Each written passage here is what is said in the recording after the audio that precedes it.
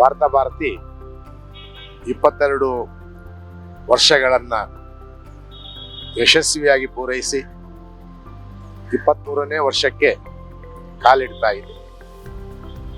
ಒಂದು ಮುಖ್ಯವಾಹಿನಿ ಎಲ್ಲದ ಪತ್ರಿಕೆ ಅನ್ನುವ ರೀತಿಯಲ್ಲಿ ಆರಂಭವಾದಂತಹ ವಾರ್ತಾಭಾರತಿ ತನ್ನ ಜನಪರವಾಗಿರುವಂತಹ ಕಾಳಜಿಗಳನ್ನ, ಸಮಾಜ ಪರವಾಗಿರುವಂತಹ ಚಿಂತನೆಗಳನ್ನ ಜನತೆಗೆ ತಲುಪಿಸೋದ್ರಲ್ಲಿ ಬಹಳ ಮುಖ್ಯವಾಗಿರುವಂತಹ ಒಂದು ಮಾಧ್ಯಮವಾಗಿ ಇವತ್ತು ಬೆಳೆದು ನಿಂತಿದೆ. ತನ್ನ ಪ್ರಸಾರ ಸಂಖ್ಯೆ ಮತ್ತು ತಾನು ಯಾವ ಜನವರ್ಗವನ್ನ ಮುಟ್ಟಬೇಕು ಅಂತ ಬಯಸಿ ಅದು ಆರಂಭ ಆಯಿತು, ಆ ಜನವರ್ಗವನ್ನ ಅದು ಕ್ರಮೇಣವಾಗಿ ಮುಟ್ತಾ ತನ್ನ ಓದುಗರ ಸಂಖ್ಯೆಯನ್ನ ವಿಸ್ತಾರ ಮಾಡ್ಕೊಳ್ತಾ ಅದು ಬೆಳೀತಾ ಇರುವಂತಹ ವಿಧಾನ ನಮ್ಮಂತಹ ಹಲವರಿಗೆ ಬಹಳ ಸಂತೋಷದ ಸಂಗತಿಯಾಗಿದೆ.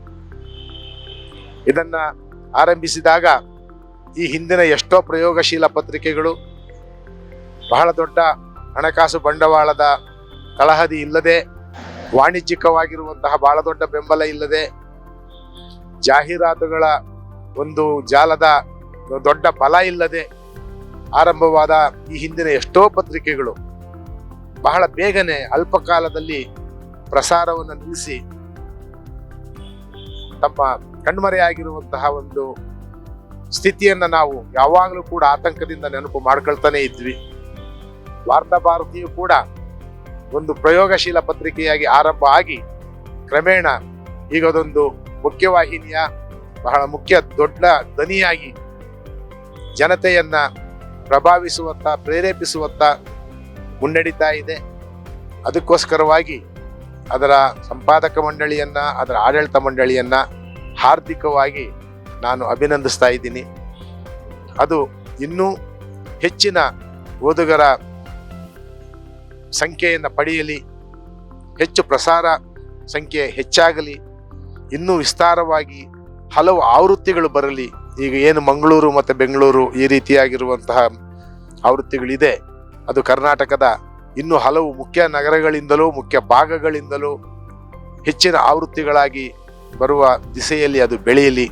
ಇದೇ ರೀತಿಯಾಗಿ ಸೌಹಾರ್ದತೆಯ ಕಾಳಜಿಗಳನ್ನು, ಜನಸಾಮಾನ್ಯರ ಅಭಿವೃದ್ಧಿಯ ಆಶಯಗಳನ್ನು ಮತ್ತು ಸರ್ಕಾರದಿಂದ ಜನತೆಗೆ ಬರಬೇಕಾಗಿರುವಂತಹ ಬೆಂಬಲ ಏನಿದೆ, ಅವರಿಂದ ಸಿಗಬೇಕಾಗಿರುವ ಕಾರ್ಯಕ್ರಮಗಳೇನಿದೆ, ಅವು ದೊರೆಯುವಂತೆ ಮಾಡೋದಕ್ಕೋಸ್ಕರವಾಗಿ ಯಾರೆಲ್ಲ ಪ್ರತಿಭಟನಾತ್ಮಕ ಧ್ವನಿಯನ್ನು ಎತ್ತುತ್ತಾರೆ, ವಿಶ್ಲೇಷಣಾತ್ಮಕವಾಗಿರುವ ನಿಲುವುಗಳನ್ನು ಸೂಚಿಸ್ತಾರೆ, ಅವೆಲ್ಲವನ್ನ ಬಹಳ ದೊಡ್ಡ ಪ್ರಮಾಣದಲ್ಲಿ ಇದು ಬಿಂಬಿಸ್ತಾ ಇದೆ. ಹಲವು ಬಗೆಯ, ಹಲವು ಹಿನ್ನೆಲೆಯ ಅನುಭವಶಾಲಿಗಳು ಮತ್ತು ಹೊಸಬರು, ಬೇರೆ ಬೇರೆ ಬಗೆಯ ಅಂಕಣಕಾರರನ್ನ ಅದು ತನ್ನೊಳಗೆ ಸೇರಿಸಿ ಆ ಮುಖಾಂತರವಾಗಿ ಹಲವು ಜನಪರ ದನಿಗಳಿಗೆ ವೇದಿಕೆಯನ್ನ ಕಲ್ಪಿಸ್ತಾ ಬರ್ತಾ ಇರೋದು ಬಹಳ ಸಂತೋಷದ ವಿಷಯವಾಗಿದೆ.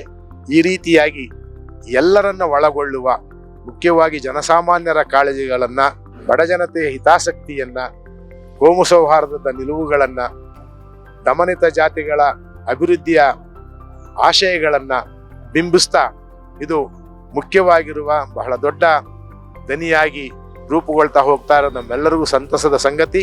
ಅದು ಇನ್ನೂ ಹೆಚ್ಚಳಗೊಳ್ಳಲಿ, ಮತ್ತಷ್ಟು ಬಲಗೊಳ್ಳಲಿ, ಮತ್ತಷ್ಟು ವ್ಯಾಪಕಗೊಳ್ಳಲಿ ಅಂತ ನಾನು ಆಶಿಸ್ತಾ ಇದ್ದೀನಿ. ಅವರಿಗೆ ಶುಭ ಹಾರೈಸ್ತಾ ಇದ್ದೀನಿ.